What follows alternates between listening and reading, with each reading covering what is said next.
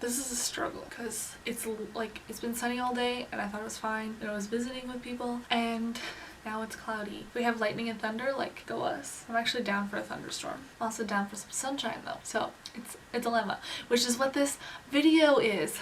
Look at that transition. The dilemma of a book nerd tag. There are 10 questions that we get to answer in this, which I'm very excited for. We got my little thing. Okay, this is all I have so many little journals for different things. I need to chill.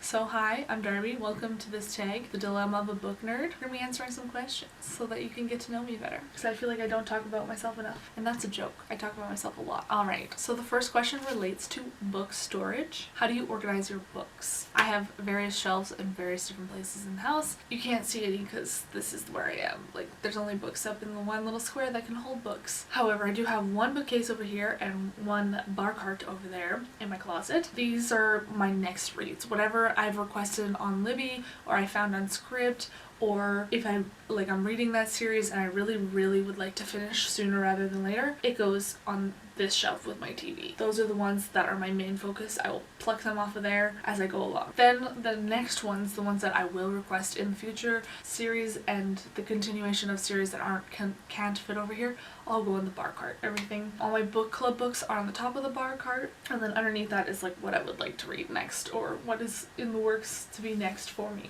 In the hallway I have 2 half shelves. Those are my TBR shelves. Those are books that I have not read yet. Eventually I hope I will get it down to 1 of those, or maybe 1 tall one, or even just being all my TBR in here, because that would be so nice if I could get those to be books that I've read. And then I also have 1 book in the hallway, bookshelf in the hallway, that you can see from the bottom of the stairs at the front door is right there, and those are my favorites. I put all those there so that people can see, and it looks very nice. It's not full yet because I know that there's gonna be favorites in the future, and there are some series on there that I have not finished reading, but I know there are gonna be favorites that go on there. And then I have one in the guest bedroom. That one is like books that I really like maybe I'd like to reread them, yada yada, that kind of stuff. They're just like books that I really like. Then down in the basement I do have 2 bookshelves down there and a bunch of books scattered on the drafting table I have downstairs, and those are all like bottom of the pile books that I have. The Twilight series is down there, just so you're aware. Those are 3-star and under books that I just didn't really like, or books that I know I'm never gonna reread, which is stupid because I'm rereading Twilight and House of Night right now, and they're both down there. They're just not my top priority books. That's okay. A lot of the books down there are self-help related. I will admit that. I do not read a lot of nonfiction that should better myself.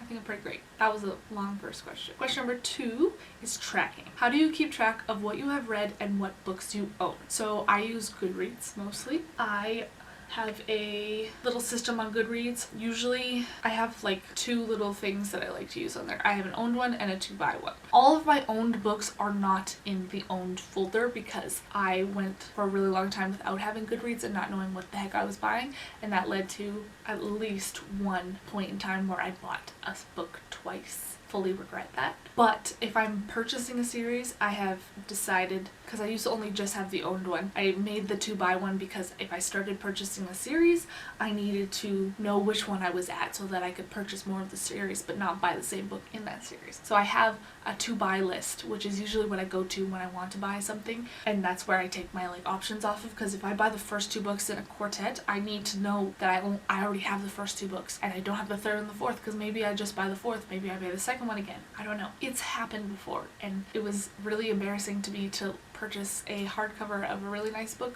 twice, and it was like the 4th in a series, and I was like, oops, why do I have 2 of these? It's kind of embarrassing because you can't give it away to anybody. On top of that, I also have my little journal thingy that I'll show you. This month is May, so I'll show you. This is what my May one looks like so far.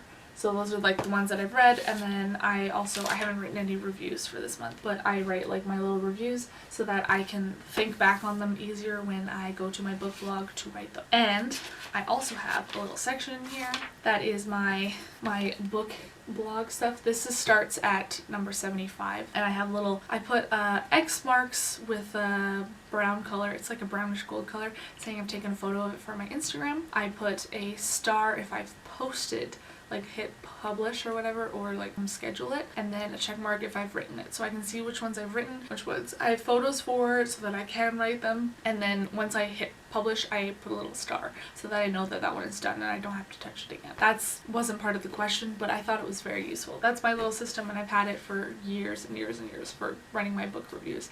That was like way back. I don't even remember if I had a Goodreads back then when I started my book blog, but I could have. I don't remember. The third question is borrow. Do you lend your books out? Yes, I do. I already lent out 2 today. I do have somewhere written down all of the books that I have lent out to certain people, other than my cousin who lives really close to me. I didn't write down any of the books because she has like 12 of them, and I just give her books. I'm like, here, keep reading, keep reading. Probably like thinks I'm insane. I have like 3 books that are waiting to go to her that last time she visited me she was supposed to take and totally forgot, which is fine. But most of them I have them written down because I wrote them down a long time ago, and I know a lot of people like still have my books after a couple years, and I only lend them out to people I trust. But most of my friends, if I recommend a book to them, they will go out and purchase that book, but I don't mind lending out to people I trust. Question number 4 is buying. How do you acquire your books? There are several used bookstores that I like to go to for a bit older books, but brand new releases I typically go to Chapters or Indigo, Book Depository, and Book Outlet. I love Book Outlet, it's fantastic. Or I'll just go on Libby, but specifically I have too many books right now that I don't want to read books on Libby or Scribd that I don't own, because I need to go through the ones that I own first. Until like this room, like these 2 shelves are the only ones that have TBR on them and all the other books are read, I'm not gonna read random books that I don't already own. Number 5 is comments. How do you respond to how do you read so much comments? I do get it quite a bit, but like I also just listen to audiobooks while I'm doing stuff, and like other people spend their time on like watching TV or playing video games or hanging out with friends or going out and stuff, and I literally just sit at home and read. So while you're out doing other things, I'm in here in a book, and no regrets, honestly. Also, reading on the train for my commute is fantastic because I have a bit of a commute, so highly recommend. Number 6 is next book. How do you pick your next read? I'm very much a mood reader, so whatever I feel like I'm in the mood for, which right now is high fantasy and rereads, that is typically what I pick up. Yeah, just mostly mood. Whatever I'm in the mood for, anything that just kind of appeals to me. If I hear somebody talk about a book, I will want to read it immediately. So if I go watch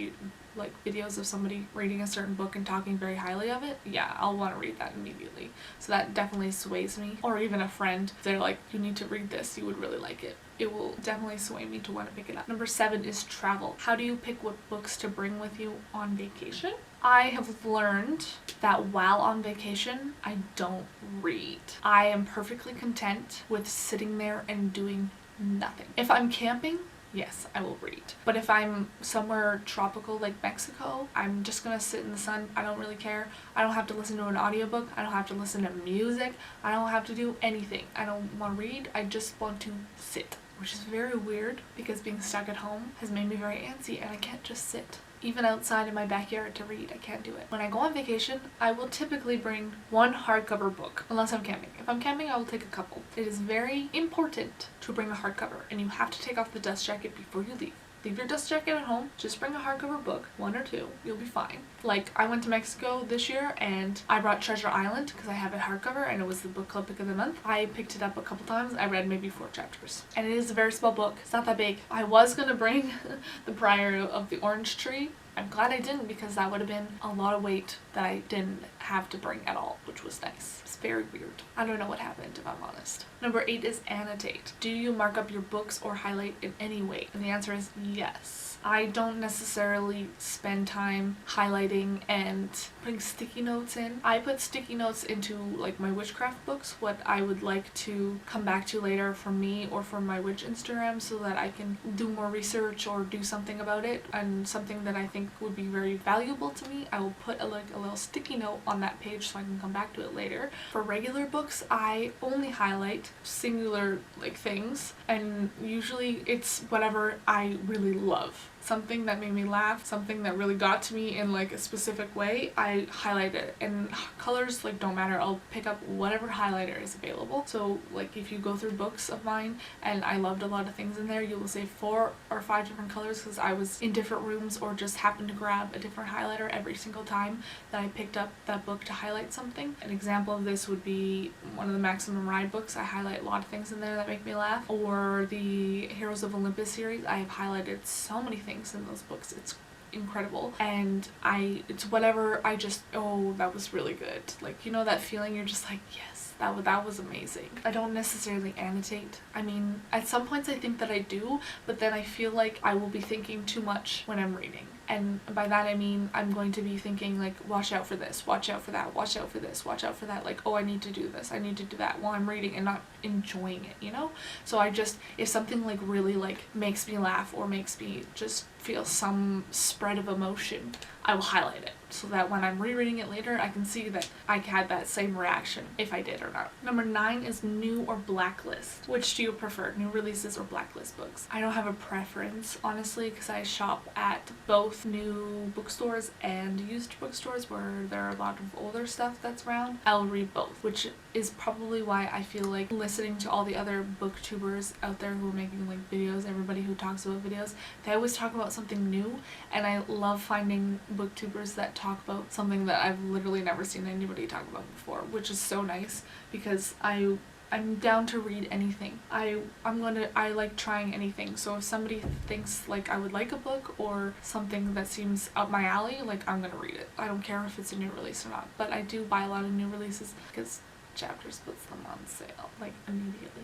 And the last question is sequels. Do you read books as they are released, or do you wait until all of the books are published before reading the first book? I don't typically read something as it's released. I like to have all of them available, and because if I love it, then I'm gonna want to keep going. There are some instances where this doesn't happen, maybe like 2 or 3 out of like 6 has been published, and that is a little painful for me, I'm not gonna lie. I like having the entire series, like owning it before I even start it, which is something I really shouldn't do, because like if I don't like it, then like that could be upwards of like 10 books that I shouldn't have purchased. It's pretty bad, I'm not gonna lie. Yeah, I'm really bad at that. I shouldn't do it, but like I love having them immediately. I like having the option of having a book immediately, which is funny because I read books in between books in a series. Like I will read the first book and then I'll read a couple other books in between, like 3 or 4 books, and then I'll read the second one and then more books in between. So I really could wait, I think, for something to be released, but I just don't know why I do it. I have to own them all, but then I spread them out. Except for this one. As soon as I finished A Court of Mist and Fury, I had to continue on. I'm guilty of that, and now I really want to reread them. I just like being able to tell when one book starts and one book ends. That's why I need to read them separate. That's my defense. But I have no defense for buying an entire series before even realizing that I like it. It's terrible. I'm just the worst. And those are all the questions. I thought there was more than that. That's okay. Those are my dilemmas of a book nerd. I hope you all enjoyed this video. Let me know if any of your habits are the same as mine or different, or if you think that I'm crazy. Maybe I think that you're crazy. We can discuss it. But thank you so much for clicking on this video.